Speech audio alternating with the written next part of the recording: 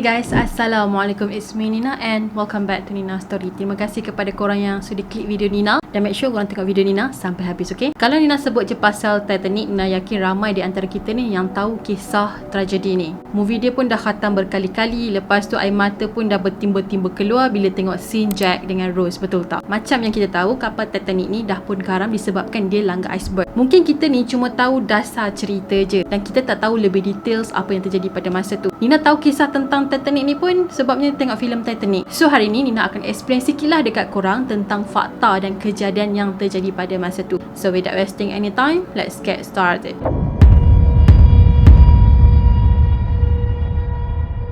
Titanic ataupun RMS Titanic merupakan sebuah kapal wap yang sangat mewah dan telah karam pada awal pagi 15 April tahun 1912. So kapal Titanic ni telah karam di Lautan Atlantik Utara selepas terlanggar iceberg. Dalam kapal ni seramai 2,240 orang penumpang termasuklah kru kapal. Yang tak survive dalam kejadian ni memang ramai, iaitu lebih daripada 1,500 orang. Kebanyakan yang tak survive dalam kejadian ni adalah penumpang bawahan, tapi still ada jugalah orang-orang kaya dan juga kru kapal sendiri. Kisah kejadian Titanic ini juga telah diterbitkan dalam buku, artikel dan juga telah dijadikan sebuah filem macam filem yang kita tengok sebelum ni. Dalam filem Titanic ni kan, kalau kita kaji lebih mendalam, kita akan nampak betapa sombongnya manusia tu. Lepas tu hanya orang yang berpangkat, orang yang berduit je yang layak untuk hidup dan survive. So ni nak akan cerita sikit lah background kapal Titanic ni. Pada abad tu, kapal Titanic yang diorang bina ni adalah sebuah kapal yang paling besar dan dimiliki oleh White Star Line. Pembuatan kapal Titanic ni bermula pada Mac 1909 dan diteruskan non-stop selama 2 tahun. Sampailah pada 1 Mei 1911, akhirnya kapal Titanic telah pun siap, tapi tak sepenuhnya siap lah. So kapal Titanic tadi yang separuh siap ni pun dibawa menyusuri Sungai Lagan di Belfast. Masa pelancaran kapal Titanic ni, lebih daripada 100,000 orang penonton tengah tunggu dekat situ sebab nak tengok kapal Titanic ni.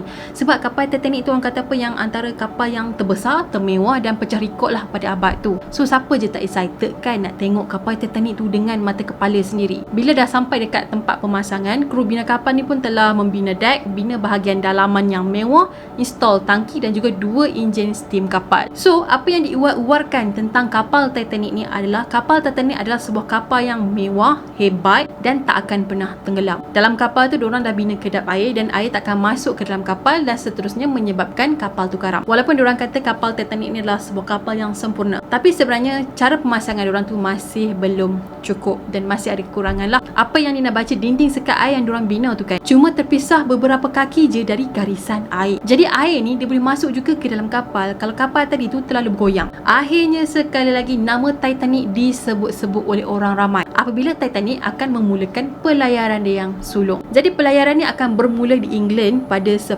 April tahun 1912 dan akan berhenti di Perancis. Lebih daripada 2,000 penumpang dari pelbagai kelas telah menumpang kapal Titanic ni untuk menuju ke destinasi yang sama. Ada pegawai yang berpangkat tinggi, orang kenamaan, orang politik, selebriti dan juga pengarah dan pembina kapal Titanic sendiri. So diorang yang Nina sebut tadi ni kebanyakan tinggal ataupun memilih kelas pertama, manakala kelas kedua pula terdiri daripada orang akademik, wartawan, pelancong dan juga yang lain-lain. Kelas kedua dekat Titanic ni setaraf dengan kelas pertama yang ada dekat kapal-kapal lain pada zaman tu. Manakala kelas yang ketiga pula adalah penumpang yang terbesar yang ada atas kapal Titanic. Diorang ni je dah berjumlah lebih daripada 700 orang. Harga tiket yang diorang bayar pula lebih kurang $20 macam tu. So kelas ketiga ni lah yang sebenarnya telah menyumbang keuntungan yang sangat besar kepada syarikat perkapalan White Star Line. Walaupun kita dengar kelas ketiga ni macam lekeh, mesti diorang takkan selesa duduk kat situ. Tapi untuk kapal Titanic ni, diorang telah membina kelas ketiga ni lagi selesa lah dan lebih baik berbanding kapal-kapal lain pada masa tu. So orang yang pilih kelas ketiga ni akan rasa berpuas hati dan berbaloi lah dengan harga yang diorang bayar dan diorang pun dapat servis yang tip-top juga. So bila tiba je pada 10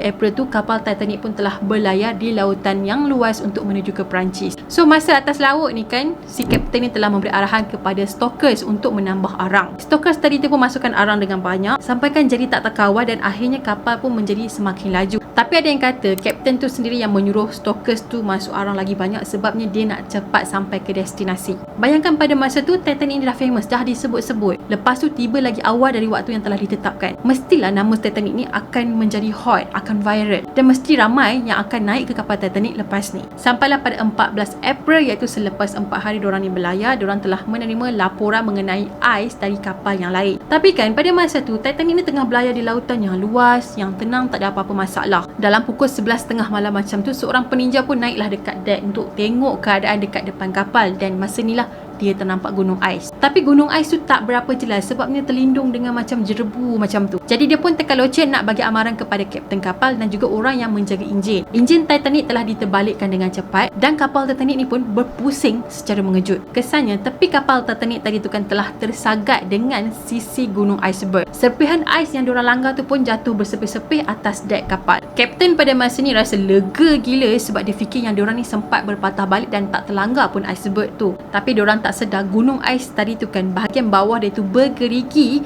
dan telah membuatkan kapal ni calar sepanjang 300 kaki. Kesan calar ni terletak di bahagian bawah kapal dan dah tentulah di dalam air dan diorang tak sedar guys. Dalam pukul 12:05 tengah malam macam tu, kapten ni pun turun ke bawah kapal untuk cek lah, dan masa ni dia telah sedar bahagian bawah kapal telah pun dipenuhi dengan air. So dia pun buat kira-kira lah. Jadi kapal Titanic ni hanya boleh bertahan selama 1 jam 30 minit untuk terapung atau mungkin kurang lagi daripada waktu tu. Jadi dalam keadaan yang panik ni pun, kapten tadi tu pun telah minta kru dia untuk minta bantuan dan bot penyelamat diturunkan dan maklumkan kepada penumpang untuk keluar daripada kapal Titanic. Tapi pada masa tu, bot penyelamat ni hanya ada 16 je dan boleh tampung seramai 1178 orang. Tapi dekat atas kapal tu lebih daripada 2000 orang penumpang. Manakala kapten tadi tu pula cuba untuk menghubungi kapal-kapal yang ada dekat area situ untuk minta pertolongan. Diorang ada nampak macam lampu kapal yang tengah berkedip-kedip dekat tengah laut. Tapi bila diorang hantar isyarat kecemasan dekat kapal tu tak jawab. Yang jawab adalah satu kapal ni yang sejauh 58 batu daripada diorang. So kapal tu je yang boleh datang dekat diorang, tapi akan ambil masa lebih daripada 4 jam untuk sampai dekat kapal Titanic. Dan pada masa ni baru pukul 12:30 malam. Bayangkan 4 jam kemudian dia baru nak sampai dekat situ. Mesti kapal tu dah tenggelam. Lagipun kalau ikut estimate kapten tadi, kapal Titanic hanya boleh bertahan 1.5 jam macam tu je. Jadi kapten kapal ni rasa yang kapal tadi tu mungkin tak akan sempat untuk datang dekat diorang. Kapten kapal ni buat bermacam-macam cara untuk menghantar isyarat kecemasan. Contohnya macam tembak flag ke atas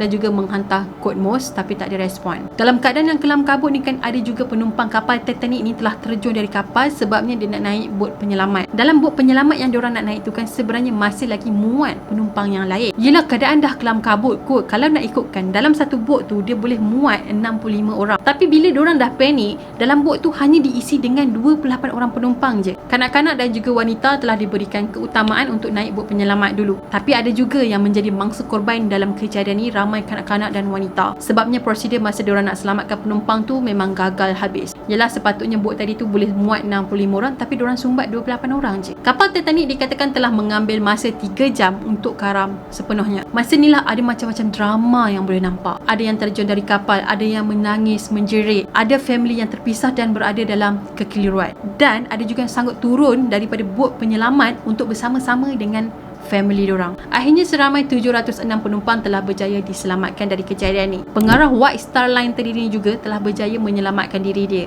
Disebabkan perbuatan dia yang selfish ni kan, dia telah dikecam hebat. Sebabnya dia telah tinggalkan kapal Titanic sedangkan dekat dalam tu ada ramai lagi penumpang. Manakala ketua pereka Titanic pula telah karam bersama-sama kapal. Dia dilihat buat kali terakhir berada dalam sebuah bilik merokok dalam kelas pertama sambil menatap kosong dekat sebuah lukisan yang ada pada dinding kapal Titanic. Sebenarnya tak semua kelas atasan yang berjaya diselamatkan. Ada juga yang telah menjadi mangsa dalam kejadian ini. Salah satunya adalah seorang businessman Amerika yang bernama Astor yang tak naik bot penumpang. Dia cuma hantar isteri dia untuk naik bot penyelamat and then dia pun karam dengan kapal tadi. Satu lagi ahli politik yang bernama Isidore juga telah karam dengan kapal tadi bersama dengan isteri dia. Even pada masa tu diorang dah reserve tempat untuk Isidore ni naik dengan isteri dia, tapi Isidore ni tolak. Dia suruh isteri dia yang naik je. Isteri dia pula memang taklah nak tinggalkan suami dia. Jadi dia turun daripada bot penyelamat tu and then diorang berdua pun tenggelam bersama-sama. Mangsa-mangsa kapal ni kemudian telah dibawa ke Karpathia untuk mendapat rawatan. Bila penduduk setempat dengar berita ni, diorang pun telah mengatur bantuan untuk mangsa-mangsa yang terlibat. Manakala 3 orang doktor pakar telah dihantar ke Karpathia tadi untuk merawat mangsa yang patah tulang dan juga lebam-lebam. Ada juga mangsa yang sampai pada masa tu dalam keadaan yang sawan, pengsan dan juga hilang ingatan sebab terkejut dengan apa yang terjadi dan diorang memang tak boleh nak ingat apa-apa langsung. 20 ambulans juga telah disediakan untuk membawa mangsa-mangsa tadi ke hospital. Jadi ambulans ni akan bawa membawa mangsa-mangsa yang tenat dan berada dalam keadaan teruk lah untuk dibawa ke hospital. Lepas tu syarikat Star White Line tadi tu pun telah menyewa sebuah kapal kabel dan juga kru untuk menyelamatkan penumpang Titanic yang kemungkinan masih lagi hidup dekat laut sana. Pada 17 April, kapal kabel tadi tu pun telah berlepas bersama keranda, beg canvas, 100 tan ais, cecair embalming dan juga lain-lain. So kru kapal telah menjumpai seramai 306 jasad dalam masa 5 hari je. Manakala 116 jasad terpaksa dikebumikan dekat dalam laut sebabnya diorang ni dah kehabisan cecair embalming tadi. Kemudian White Star Line ni pun sewalah satu lagi kapal yang dikenali sebagai CR Minia untuk membawa balik jasad-jasad penumpang. Akhirnya kapal tadi ni pun telah berjaya menjumpai 328 jasad dan telah pun dibawa pulang. 59 daripada jumlah tadi ni kan ada yang telah dibawa pulang ke kampung halaman dengan menggunakan kereta api dan selebihnya telah dikebumikan dekat bandar. Walaupun kapal Titanic ni dah tenggelam ke dasar laut, tapi masih ada usaha untuk menaikkan balik kapal Titanic tu. Tapi dah tentulah usaha ni memang gagal sebab ya bukan mudah nak naikkan kapal yang besar macam tu. Lagipun kapal Titanic ni tenggelam sedalam 13,000 kaki di bawah permukaan laut. Kalau kita tengok Burj Khalifa tu dah tinggi, bangunan yang tertinggi dekat dunia kan. Bayangkan hampir 5 kali ganda kapal Titanic tu tenggelam dekat dasar laut. So kisah kapal Titanic ni terus kekal dalam ingatan yang menyedihkan. Bila Nina cerita balik kat korang, Nina boleh imagine tau macam mana huru-haranya diorang masa tu dekat atas kapal. Disebabkan faktor-faktor kecuaian pihak company kapal Titanic tadi tu kan menyebabkan ramai nyawa yang tak sampai diselamatkan. Sedihnya. Alright guys, itu sajalah perkongsian Nina untuk hari ni. Nina harap korang suka. Kepada korang yang belum lagi subscribe channel Nina, korang boleh subscribe di bawah sebagai tanda korang support channel ni. Dan jangan lupa juga untuk follow Nina di TikTok dan juga Instagram. Kita akan jumpa lagi next video. Bye bye. Assalamualaikum.